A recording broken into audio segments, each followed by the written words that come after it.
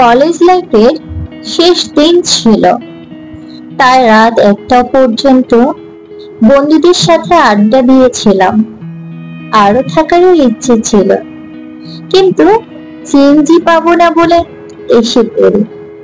CNG স্টেশনে এসে দেখলাম একটা লোকও নেই। হঠাৎ কেউ আমার কাঁধে হাত রেখে আমি একটু আটকে উঠলাম। পেছনে ফিরে দেখলাম একজন বয়স্ক লোক, সাদা দাড়ি, সাদা চুল, সাদা পাঞ্জাবি ও লুঙ্গি পরনে তার। তাকে দেখে আমি ভাবতেছিলাম, এই বুঝি আমার মরণ আসলো। আমার কল্পনার ঘোর ভেঙে সে বলে উঠলো, কই যাবে বাবা?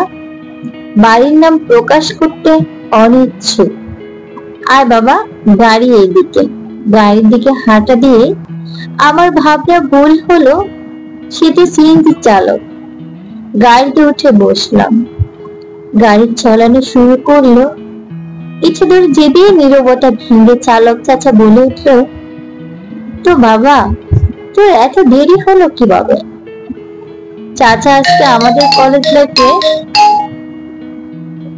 শেষ দিন ছিল, তাই বন্ধুদের সাথে আড্ডা দিতেছিলাম। চালক চাচা আর কিছুই বলল না। ঘড়ির দিকে তাকিয়ে দেখে রাত 1টা 31 বাজে। আর ঠিক তখনই একটা শীতল বাতাস এসে গায়ে লাগলো। পুরো শরীর আমার কেঁপে উঠলো। এখন জানি কেমন কেমন লাগছে। আমার মনে হচ্ছে যেন মাথার উপর 100 কেজির একটা বস্তা আছে। আর পুরো শরীর কেমন যেন হচ্ছে আমার। এখন কেমন কেমন লাগতেছে আমার।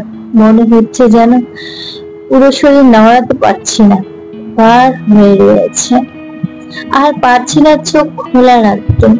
যতই চাইতেছি চোখ খোলা রাখতে, কিন্তু পারতেছি না। চোখ বন্ধ হয়ে আসলো। আর বন্ধ হওয়ার সময় দেখলাম আমার পাশে একটা কালো কুসকুসে অবয়ব বসে আছে। হঠাৎ গাড়িটা ব্রেক করলো আর আমার ঘুম ভেঙে গেল।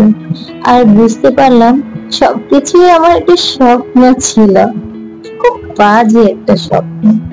ঘড়ির দিকে তাকিয়ে দেখি একটা 1টা 31 বাজে। আর তখন একটি শীতের বাতাসও আমি কিন্তু অনুভব করলাম।